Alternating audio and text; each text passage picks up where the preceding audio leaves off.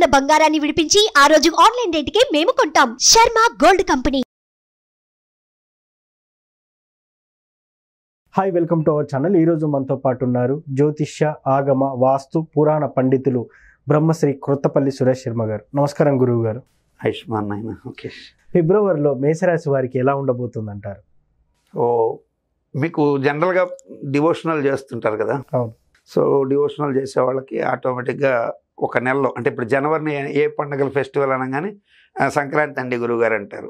అలాగే ఫిబ్రవరి అంటే ఏ పండుగ ముఖ్యం అంటే మీకు ఆటోమేటిక్గా తెలియకుండా మీకు తెలియకుండా ఉండదు నేను చెప్తున్నా. రథసప్తమి సూర్యుడికి చాలా ముఖ్యం అంటారు. ఈ మేషరాశి 1వ తారీఖున మొట్టమొదట సూర్యోదయ లగ్నమే మనకి మకర లగ్నం. ఓకే. సో మకర లగ్నంలో సూర్యుడు ఉన్నాడండి. సో మేషరాశి గురించి మీరు అడుగుతున్నారు కాబట్టి మనకి ఫిబ్రవరిలో వచ్చేది ఏంటి అంటే ప్రధాన పండుగ రథసప్తమి, సూర్యుడికి సంబంధించి. అవును. సో సూర్యోదయం లగ్నం అనేది ప్రామాణికంగా ఫస్ట్ చూడాలి. అంటే రాశి లగ్నము రెండు కూడా ప్రధాన భూమిక పోషిస్తాయి వీటిల్లో రాశి ఫలితాలు. లగ్నము శరీరం అయితే, రాశి శరీరం అయితే లగ్నం ఆత్మ. అంటే మీన్స్ తల్లి చంద్రుడు 12 రాసుల్లో తిరుగుతుంటాడు. నెలంతా చంద్రుడు తిరుగుతుంటాడు. సూర్యుడు మాత్రం నెలకొక్కసారి ఒక్కొక్క రాశిలో వెళ్తుంటాడు. యూజువల్గా మనం కుటుంబం పరంగా కూడా చూసినప్పుడు దీనికి సూర్యచంద్రులు మాతాపితృలు అంటారు కాబట్టి జాతీయ భాషలో కూడా పితృకారకుడు సూర్యుడు, మాతృకారకుడు చంద్రుడు అని చెప్తుంటారు. సో ఇప్పుడు మనకి సూర్యుడితో లగ్నం ప్రారంభమైంది. అంటే మకర లగ్నం ఫిబ్రవరిలో మకర లగ్నం ప్రారంభమైంది. మేషరాశికి మేషం, వృషభం, మిథునం, కర్కాటకం, సింహం 5వ ఇల్లు సూర్యుడిది. 10వ ఇంట్లో శత్రుగతుడుగా ఉన్నాడు. కాబట్టి పిల్లల భవిష్యత్తుకు సంబంధించి, వారి అభ్యున్నతికి సంబంధించి మేషరాశిలో ఉన్నటువంటి వాళ్ళు తీసుకునే నిర్ణయాల్ని 1కి 2 సార్లు. ఇప్పుడు పిల్లవాడిని కోప్పడకూడదు. అంటే 14 ఏళ్ళ పిల్లవాడు ఉంటాడు, వాడిని కరెక్ట్గా చెప్పిన మాట వినడు. ఇటువంటి సమయంలో వాడిని మీరు ఏదన్నా కోప్పడితే వాడు మీ మీద చెడు భావాన్ని, అభిప్రాయం వ్యక్తం చేసుకునే అవకాశం, కొన్నిసార్లు మీ మనసుకి కష్టం కలిగించే నిర్ణయాలు తీసుకునే అవకాశాలు ఉంటాయి. ఎందుకు? సూర్యుడు శత్రుగతుడు అయి ఉన్నాడు లగ్నంలో.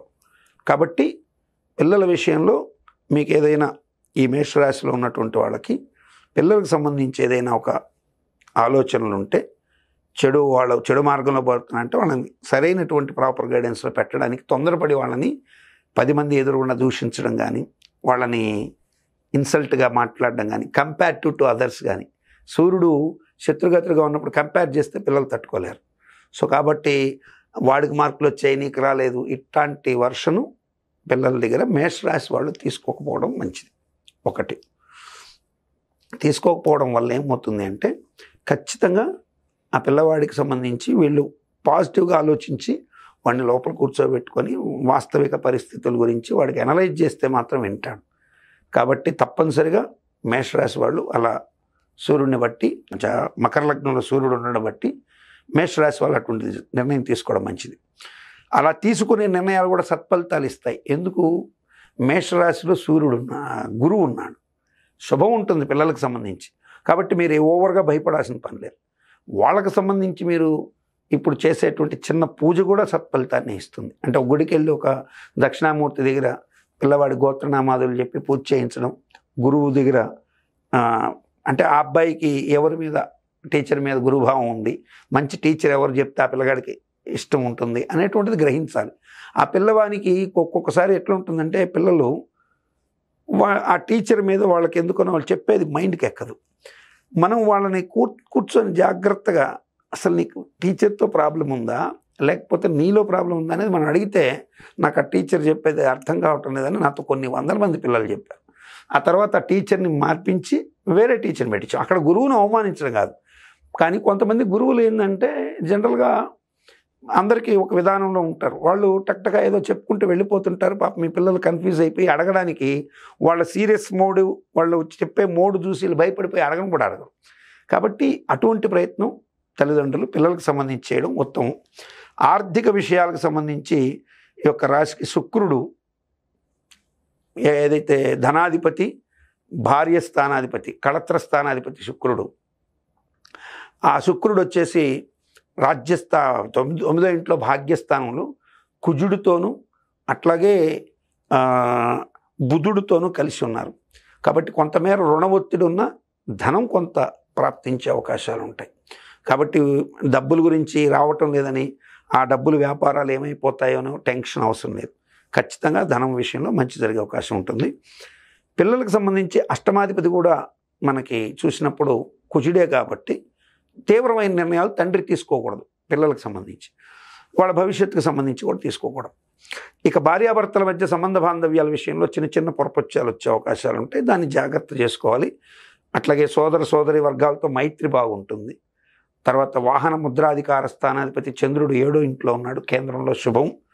సో కాబట్టి ఫిబ్రవరి నెలలో వీరికి ఏ గ్రహం ఎక్కడి నుంచి ఆ చంద్రుడు మొదలైనాడో అక్కడే వచ్చి ఆగుతున్నాడు. కాబట్టి ఈ నెలలో చిన్న చిన్న ఏదైనా భార్యాభర్తల మధ్య చిన్న చిన్న సమస్యలు వచ్చినా సర్దుకుపోతాయి. కానీ రాజ్యస్థానంలో మీకు సూర్యుడు ఉద్యోగ మూలకంగా మంచి చేసే అవకాశాలు ఉంటాయి. ప్రభుత్వ ఉద్యోగులకు మేలు చేసే అవకాశం ఉంటుంది. కొంచెం జాగ్రత్తగా కనుక వాళ్ళు ఆ సరైనటువంటి టైం అవి పెట్టుకొని మెన్షన్ చేసుకుని వెళ్ళి వాళ్ళ ప్రమోషన్కి సంబంధించి అరియర్స్కి సంబంధించి కానీ ప్రయత్నాలు చేస్తే మంచి జరిగే అవకాశం ఉంటుంది. నూతన పదవి ఉద్యోగ ప్రయత్నాలు చేసే వాళ్ళకు కూడా యోగంగా ఉంటుంది. విదేశీ ఉద్యోగాల కోసం ప్రాప్తించే వాళ్ళకు కూడా వ్యయంలో రాహు ఉండడం చేత పాపగ్రహం వ్యయంలో ఉంటే గురువు ఆ వ్యయాధిపతి కూడా గురువే కాబట్టి మంచి యోగాన్ని ఇవ్వచ్చు. కానీ కొన్ని విలువైనటువంటి వస్తువులని, ధనముని, అట్లాగే బంగారం లాంటివి తీసుకొని వెళ్ళేది మాత్రం దూర ప్రాంతాలకి ఖచ్చితంగా అవాయిడ్ చేయాల్సి ఉంటుంది. ఇతరులను నమ్మి ఆ ధనాన్ని వాళ్ళకి అప్పగించి మళ్ళీ తీసుకుందామని కొంతమంది ఏంటంటే వీళ్ళ ఇంట్లోంచి దొంగలు పడతారని లాకర్లో పెట్టే టైం లేనప్పుడు పక్కింటి వాళ్ళకి ఇచ్చి భద్రపరిచి పెట్టండి, చాలా ఏళ్ళ నుంచి మన ఇంటి పక్కనే ఉంటారు అనుకొని ఇచ్చి వెళ్తారు. పాపం తిరిగి వచ్చిన తర్వాత అసలు మాకెక్కడ ఇచ్చావని అనొచ్చు, లేదా అసలు బిచాణం ఎత్తేయచ్చు. కాబట్టి ఇతరులను నమ్మి అటువంటి ప్రయత్నాలు చేయకూడదు. ఈవెన్ దో మనకి బాగా రిలేటెడ్ ఉన్న దగ్గర కూడా నన్ను అడిగితే తప్పు.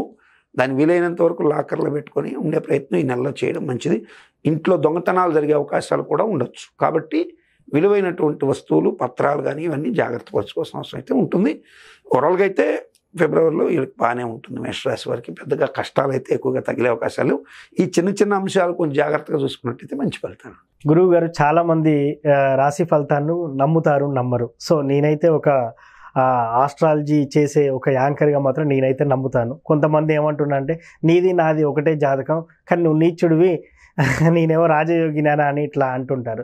సో నిజంగా ఈ రాశి ఫలితాలన్నిటి ఎవరికి వర్తిస్తాయంటారు? ఫస్ట్ మీలాంటి వారికే కాదు నాన్న, మీరు మామూలుగా హేతుబద్ధతతో ప్రశ్నించిన, ఒక రేషనలిజం భావంతో ప్రశ్నించిన, నాస్తిక భావంతో ప్రశ్నించిన, లేదు పూర్తి సంపూర్ణ దైవభావంతో ప్రశ్నించిన ప్రశ్న అయితే ఒకటే, అసలు ఈ రాశి ఫలాలు పనిచేస్తాయా? అవును, ఖచ్చితంగా పనిచేస్తాయి. అయితే ఇక్కడ చాలామందికి మరి నేను వృషభ రాశిలో ఉన్నాను, నా పేరు వెంకటేశ్వర్లు, నాతో పాటు పక్కనే వెంకటేశ్వర రెడ్డి గారు ఉన్నారు, ఆయనేమో బ్రహ్మాండంగా ఈ సంవత్సరం సంపాదించాడు, నేనేమో అడుగును పడిపోయాను అంటారు. మరొక ఆయన వెంకటేశ్వర చౌదరి గారు బ్రహ్మాండంగా సంపాదించారు, వెంకటేశ్వర శాస్త్రి గారు బాగా సంపాదించారు, నాకేమీ లేదు అంటారు. బిలో ప్రావర్టీలో ఉన్న అతను అసలు ఇది ఏవి పట్టించుకోకుండా కూడా కొంతమంది వెళ్ళిపోయేవాళ్ళు ఉంటారు. ఇక్కడ మనం రాశి ఫలాలు ఒకటే, మరి బాగా గుర్తుపెట్టుకోవాల్సింది ఏంటంటే